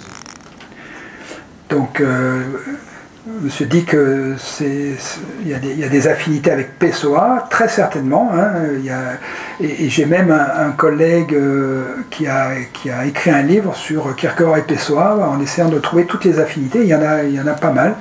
Effectivement, ce sont deux auteurs qui peuvent être rapprochés très certainement, hein, qu'on peut lire en parallèle.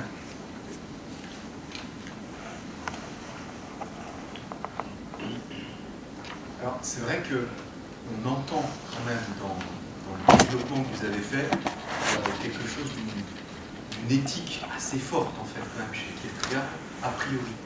Mais ce que j'entends aussi, c'est que quelque part cette dialectique entre les différentes dimensions de l'amour, quelque part, pour moi, en tout cas c'est comme ça que je l'entends, elle participerait d'une sorte de désacralisation du religieux.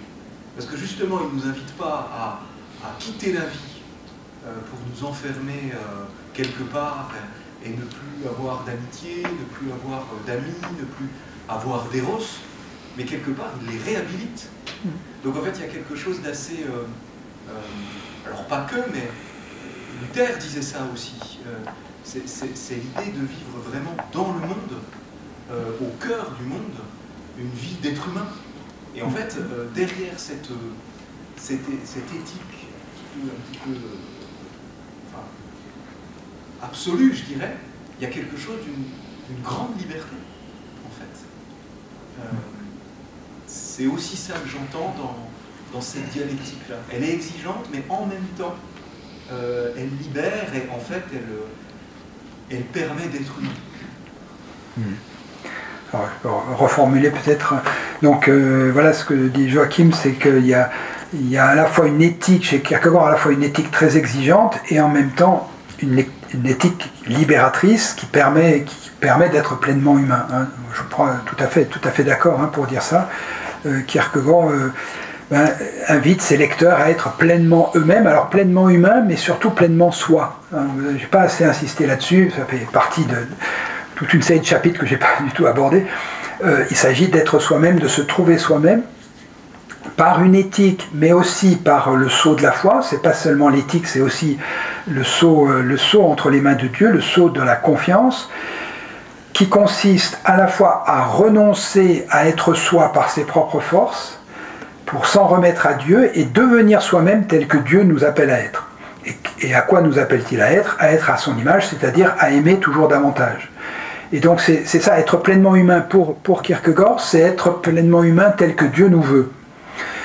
Et ça suppose de renoncer à nos propres caprices, à nos propres ambitions, à nos propres projets même, renoncer à ce que nous souhaiterions être par nous-mêmes, pour s'en remettre à Dieu qui nous ramènera à être nous-mêmes, pleinement nous-mêmes, encore plus nous-mêmes que ce qu'on aurait pu être par nous-mêmes. C'est-à-dire encore plus à l'image de Dieu, c'est-à-dire encore plus aimant. Et effectivement, c'est très exigeant, hein, on a entendu, c'est un combat, donc c'est forcément exigeant, hein, c'est épuisant peut-être même, c'est fatigant de combattre. Et en même temps, c'est, comme vous dites, une grande liberté, vous s'entendre sur le terme liberté, mais c'est vraiment cette liberté qui nous, comme le dira de manière plus précise Jacques Ellul, je pense que j'en avais parlé l'année dernière, c'est la liberté à l'égard de soi-même.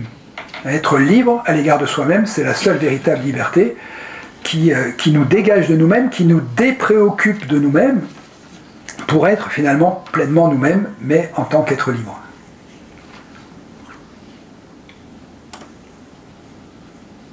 Indépendamment des langues anciennes, quelles sont les langues étrangères qu'il connaissait? Alors, Kierkegaard connaissait parfaitement l'hébreu, le grec et le latin, et l'allemand.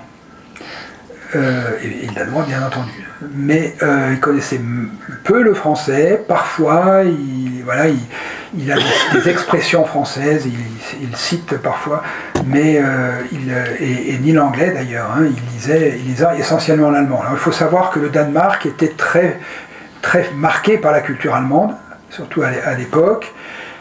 Du point de vue philosophique, c'était Hegel qui était mort peu de temps avant, hein, qui est mort en 1931. Mais qui avait beaucoup de disciples à Berlin, bien sûr, mais aussi à Copenhague. Ce contre quoi il va s'élever, c'est contre la philosophie de Hegel transmise par ses héritiers danois, mais aussi la théologie fortement marquée par Hegel, et donc la culture allemande est très, en théologie et en philosophie, est dominante hein, à cette époque à Copenhague. Je ne sais pas s'il y avait une question derrière votre question, mais c'était simplement ça. Vous vouliez savoir quelle langue il maîtrisait. Il n'était pas polyglotte, quoi. Non, bon, c'est déjà pas mal. Hébreu, grec, latin et allemand. Les langues anciennes, c'est autre chose. Oui. Ouais, bien sûr. Non, il n'était pas polyglotte. Et d'ailleurs, il a écrit en danois, bien entendu, et ça c'est un autre volet c'est l'histoire de la réception de Kierkegaard. Kierkegaard a été inconnu en dehors du Danemark jusqu'au début du XXe siècle, donc plus de 50 ans après sa mort, parce qu'il écrit en danois et que personne ne parle le danois, et que c'est qu'à partir des traductions en allemand d'abord qu'il a été connu, et aujourd'hui c'est un homme enseigné, sa pensée est enseignée dans le monde entier. Mais le fait qu'il écrive en danois l'a un peu desservi, de son vivant, bien sûr, et même encore longtemps après sa mort, avant qu'il soit reconnu seulement à partir des années, surtout des années 1920, à partir de l'Allemagne. Il y a là une réflexion. Donc, Marc Aurèlia, non pas celle qui m'appartient, mais celle à qui j'appartiens, car comme le croyant parle de Dieu en le nommant mon Dieu, il ne s'agit pas du Dieu qu'il possède, mais du Dieu auquel il appartient. Extrait fait de tête depuis le journal du séducteur et qui résume pour moi bien cette tension dialectique entre agapé et éros. Merci énormément pour cette conférence, cette présentation de Kierkegaard, qui mérite toute sa place dans la remise au centre de l'amour vécu comme pluriel, authentique et réel, et comme preuve de l'existence d'un rapport autre à Dieu, qui n'est ni soumission ni adoration absolue, mais liberté. Merci beaucoup. Effectivement, c'est une très belle citation, hein, qui a un équivalent en français. Hein, quand on dit mon Dieu, ça peut vouloir dire celui à qui j'appartiens autant que celui qui m'appartient. Et donc, il en va de même pour ma femme. Ma femme, c'est celle à qui j'appartiens, et ainsi de suite. Et c'est effectivement une dialectique sur laquelle Kierkegaard joue. Alors, il joue beaucoup sur les mots. Donc ça rend plus ou moins en français, mais là, en l'occurrence, ça rend tout à fait bien en français.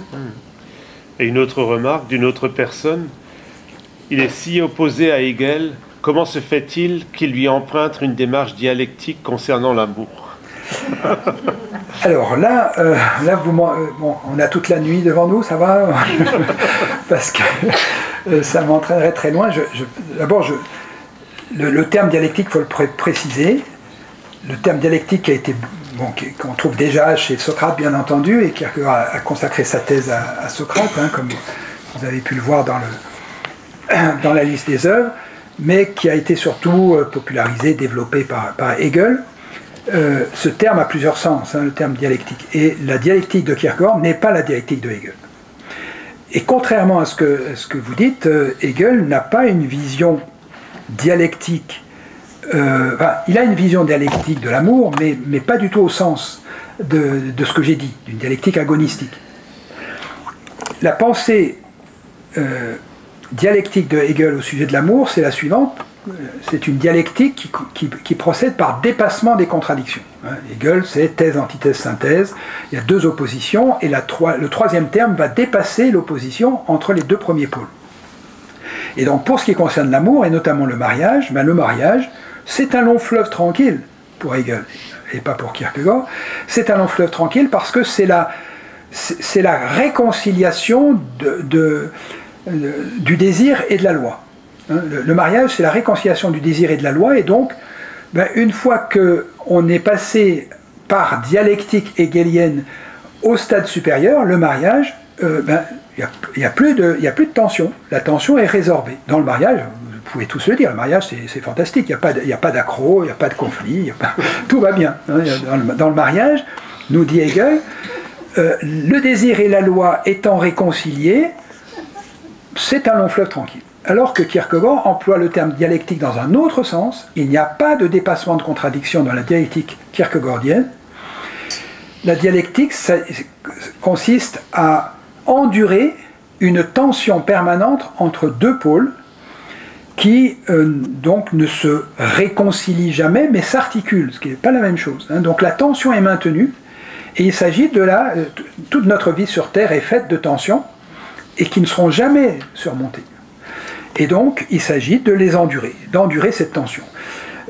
Kierkegaard, sur un autre plan que l'amour, sur le plan, disons, de la théologie, de la réflexion sur la vie chrétienne, parlera de dialectique, dans le sens du fait d'endurer la tension, comme étant la marque de la vie chrétienne par excellence, puisque nous sommes à la fois temporalité et éternité. Nous sommes temporalité, nous sommes soumis à la fuite du temps, et en même temps nous sommes entrés déjà dans la vie éternelle quand on est croyant.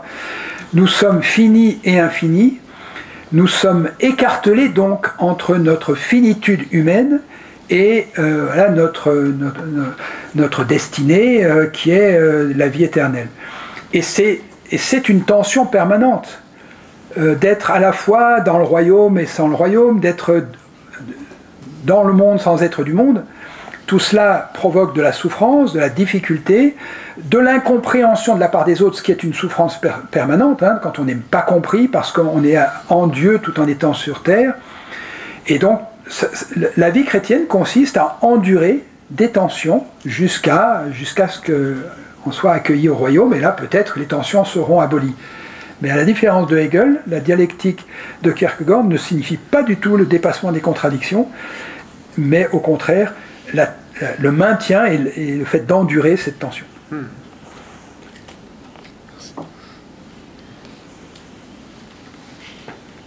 Pierre ? Entre Kierkegaard et Dieu, qu'y a-t-il ? Je pose la question de est-ce que ça a un sens, les mots comme communauté, ecclésia, église, société, et la question d'une éventuelle médiation. Alors là aussi, on a la nuit, ça va. Parce que oui, je vais reformuler. Donc la question c'est qu'y a-t-il entre Kierkegaard et Dieu, ou entre le sujet croyant et Dieu? Est-ce qu'il y a des médiations? Est-ce qu'il y a une communauté? Est-ce qu'il y a une église, etc. Alors c'est une question que j'ai beaucoup travaillé. J'ai écrit un article à ce sujet sur l'ecclésiologie.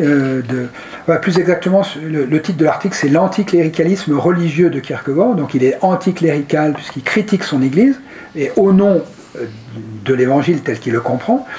Et donc, c'est son ecclésiologie. Et j'essaie de montrer dans cet article qu'en fait, il y a une ecclésiologie kierkegaardienne.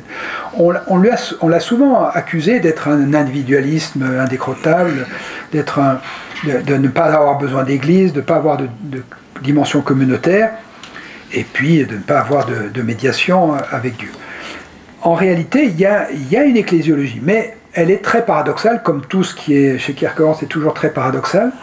C'est-à-dire que ce n'est certainement pas une ecclésiologie multitudiniste. C'est-à-dire que ce n'est pas une église qui accueille tout le monde parce qu'il suffit d'être présent à l'église pour être membre de l'église. Ou il suffit de prononcer une parole stéréotypée pour devenir membre d'église.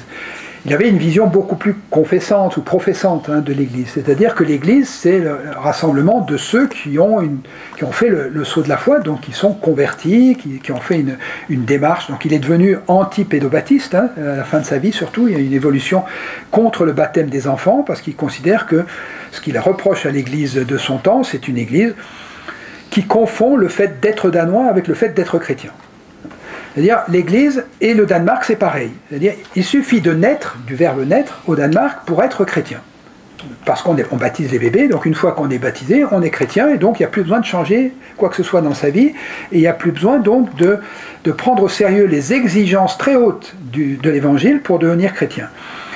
Et c'est cela qui va reprocher donc à l'Église, de faire en sorte que finalement, être danois et être chrétien, c'est pareil.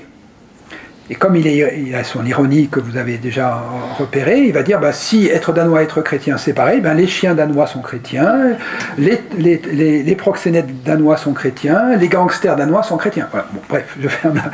Et donc, il y a une ecclésiologie, mais une ecclésiologie de type église professante, pas de type église multitudiniste. Et donc, il imagine une église, une communauté dans laquelle ne seraient membres d'église que ceux qui auraient fait une démarche personnelle de conversion et qui seraient baptisés adultes, comme dans les églises de professants. C'est une évolution, ça n'a pas été toujours sa position, mais à la fin de sa vie, dans son combat contre l'église, il a ses positions anti-pédobaptistes, c'est-à-dire hostiles au baptême des enfants. Et donc il prend ses distances avec Luther, bien entendu, qui était pédobaptiste. S'il vous plaît, je ne voudrais pas être indiscret, mais je voudrais vous demander, vous, comment maintenant, en 2025, vous voyez tout ce que vous nous avez exprimé, parce que vous parlez de dialectique, vous parlez, enfin moi je ne suis pas philosophe, je suis un simple citoyen, mais quand on voit, est-ce que Nietzsche n'a pas bousculé tout ça? Et quand vous parlez de Dieu, enfin je n'insulte personne,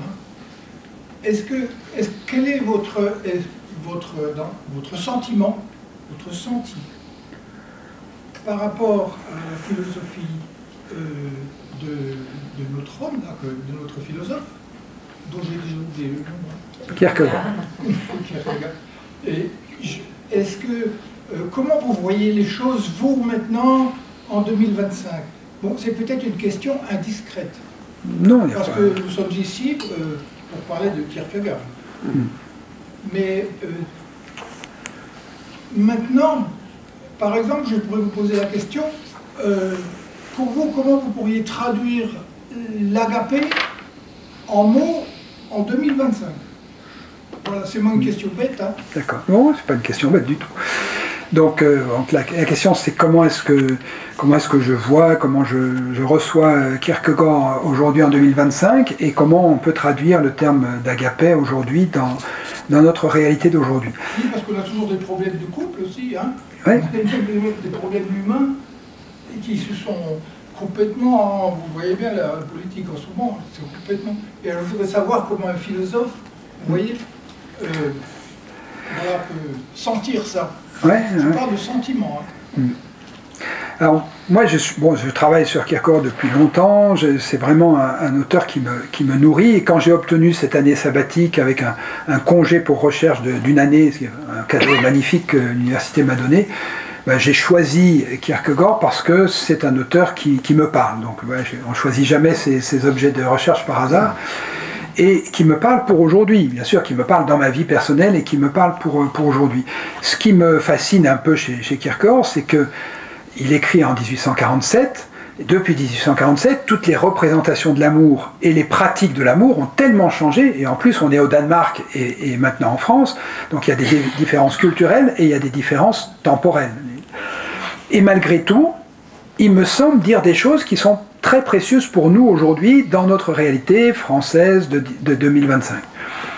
Je trouve qu'il est... Alors, il y a la question de l'amour et de l'agapé, et puis il y a une autre question que je n'ai pas abordée ici, c'est qui me semble aussi très contemporaine, très actuelle. mais je reviens à l'amour après. Il nous dit,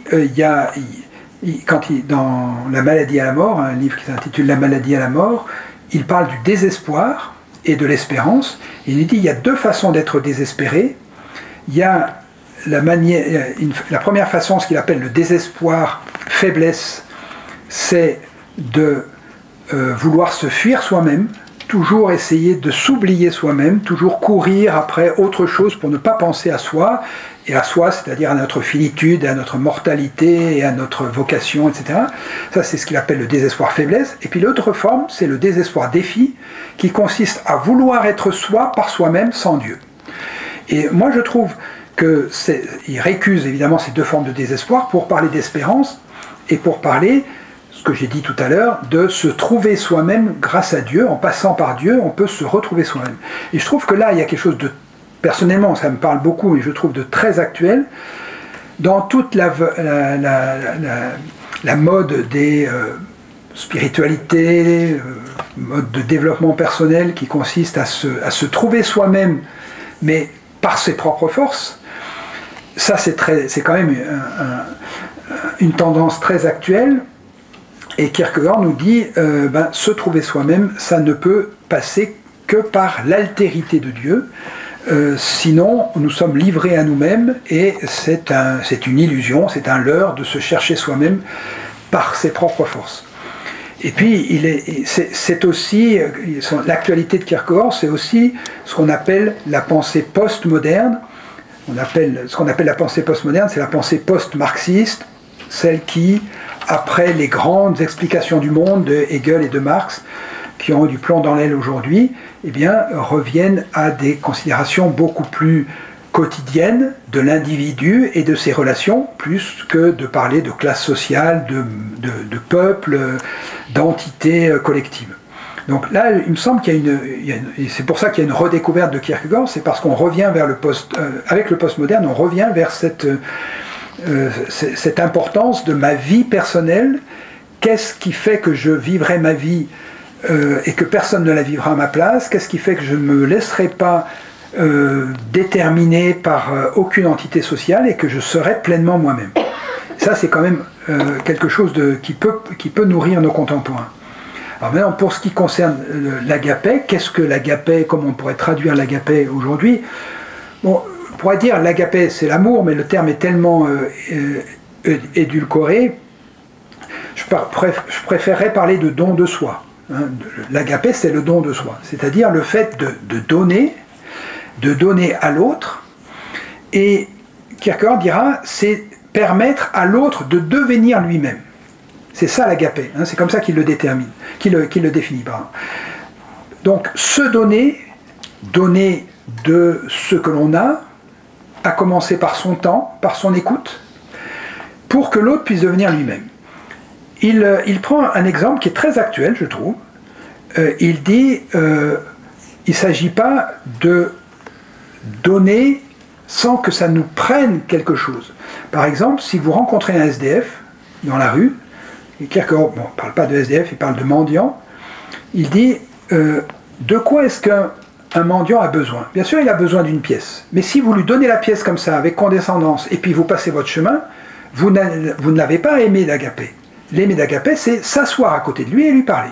Parce qu'il a besoin de considération, de parole, d'écoute, et donc de devenir lui-même à travers quelqu'un qui le considère et qui l'écoute.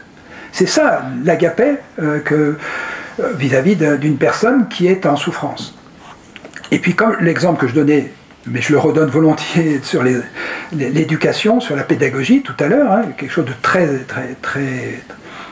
d'avant-garde pour son époque, aimer ses enfants, c'est leur permettre d'être eux-mêmes et non pas d'être ce que nous souhaiterions qu'ils soient. Hein, ça c'est quand même, pour l'époque, c'est quand même tout à fait révolutionnaire. Et donc, le don de soi, c'est donner à l'autre ce qu'on peut donner peut-être matériellement parce que ça répond à ses besoins.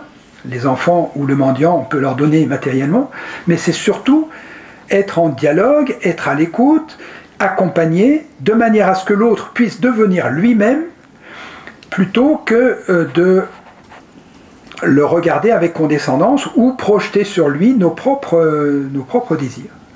Donc c'est pour ça que je dirais, l'agapé aujourd'hui, en termes d'aujourd'hui, c'est plus le don de soi qui vise à permettre à l'autre de devenir vraiment lui-même. Voilà, effectivement, c'est l'heure voilà, pour chacun. Un retour. Je vais dire en votre nom un infiniment merci à M. Rognon pour, j'ai l'impression, les quelques pépites que vous avez, parmi tout le trésor que vous avez pu accumuler dans ces recherches et cet immense travail sur Kierkegaard, donc nous donner envie d'aller plus loin. Et à ce propos, donc, il y a, je rappelle, des ouvrages. Il y en a un de Chevalier aussi qui était sur France Culture. Un rappel sur Jacques Ellul. Vous avez chacun eu aussi une petite feuille si vous souhaitez rester informé des propositions du Centre Porte Haute. Donc merci de la laisser. Et donc pour les prochaines manifestations que nous organisons, la prochaine c'est le 4 mars ici même, où nous accueillons James Woody, donc pasteur et théologien. Et puis une conférence sur l'impact du numérique sur nos vies. Donc il ne s'agit pas de parler de technologie en tant que telle, jusqu'à l'IA, mais c'est en quoi la numérisation de nos relations, la numérisation du monde vient modifier notre façon d'être au monde et de percevoir la vie. Donc ce sera animé par Elsa Godard, qui est philosophe et psychanalyste, directrice de recherche à Paris. Et nous la programmons en partenariat avec le Centre socioculturel Papin d'une part, donc centre-ville, et l'École supérieure de praxis sociale.